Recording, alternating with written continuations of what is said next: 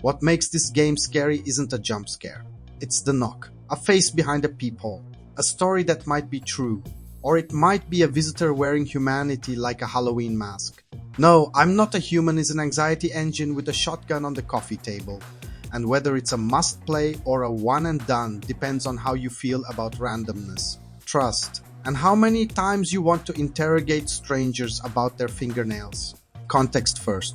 This is the debut from Trioscas, published by Critical Reflex, launched September 15th, 2025 on PC, PS5, and Xbox Series. The pitch. The sun goes nuclear, days cook you alive, nights belong to the knockers. You're a hermit turned involuntary landlord, letting people in or not, while entities called visitors imitate your neighbors with unnerving precision.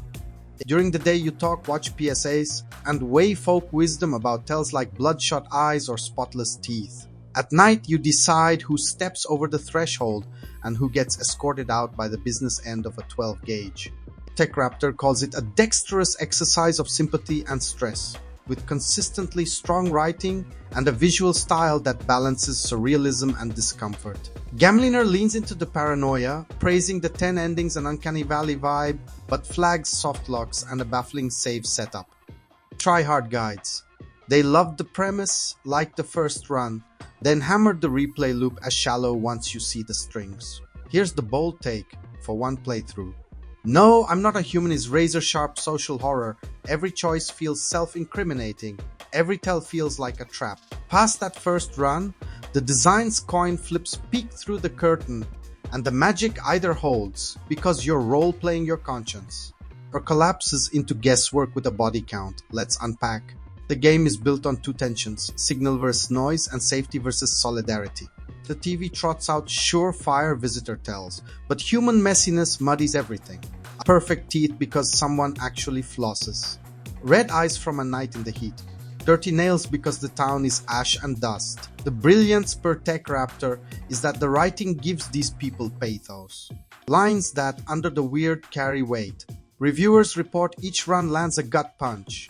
The one you misjudged, the one you protected at the wrong time. And because encounters are randomized, you can't memorize a script and speedrun morality. That's deliberate. It's also where the split begins. Try Hard Guides argues that randomization undercuts deduction. NPC backstories don't change from run to run, but their human versus visitor status does. So the speech you found convincing yesterday belongs to a monster today, and the pressure to read people becomes roulette. Worse, visitors inside don't kill you, they kill someone else each night. Combine that with two systemic pressures, the government yoinks house guests occasionally, and the towering "are you alone?" figure checks occupancy, and the optimal survival tactic becomes perverse. Let everyone in, then shoot the obvious tells when they surface. Paranoia gives way to population management. That's a smart system story about how fear rationalizes cruelty. It's also, for some, a mood killer when the roleplay collapses into min-max. Meanwhile, Gameliner throws another wrench into the mixtape, opaque saving and stability gremlins. They describe a lack of auto-save, unclear manual saves. Yes, there's a kombucha joke in there, and multiple soft locks that forced restarts. That's a confidence breaker in a game that trades on momentum and dread. If you fire a visitor on a hair-trigger hunch and the session dies to a stuck dialogue, your paranoia shifts from fiction to firmware. Not ideal. Does the writing make up for it? TechRaptor thinks so, calling it consistently fantastic, even as it acknowledges tweak quips that clash with the grief. There's also the meta question of influence. The game nods to everything from liminal YouTube horror to Twin Peaks. One review dings a lifted line. I'm less bothered by homage than by whether the game earns its own voice. For my money, it largely does. The core mechanic, judging people with incomplete information under time pressure, distills social panic into a loop that tastes bitter in the right way. It's this war of minds ethics under a peephole. Let's keep this spoiler safe, then drop one quick flagged beat. Structurally, you'll face escalating checks that punish cowardice and hubris in equal measure. Say yes to everyone. You might harbor a killer, say no to everyone. The world will punish you for isolation. The best runs force you to live with imperfect choices rather than brute force the correct one. Quick spoiler in 3, 2, 1.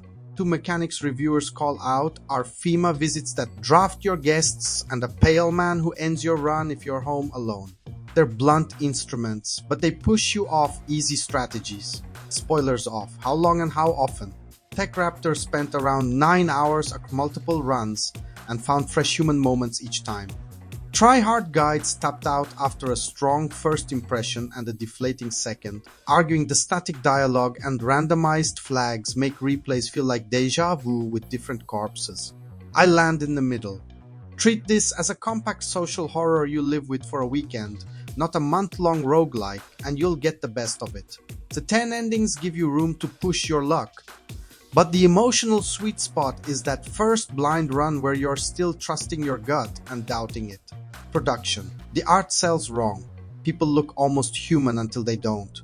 It's memeable at a glance, but the real sauce is how those faces wear grief during the quiet. That tone can swerve. TechRaptor notes quirk sometimes undercuts tragedy, but the overall vibe is consistent, mournful, tense, occasionally sick. If you need your horror cathartic, this one's closer to a slow fever. Value check. If you want clean deduction and tight logic puzzles, this will frustrate you. If you're here for a feeling, an elegant indictment of snap judgments, it hits hard, then hangs in your head. If you're allergic to bugs and opaque save systems, maybe wait for a patch.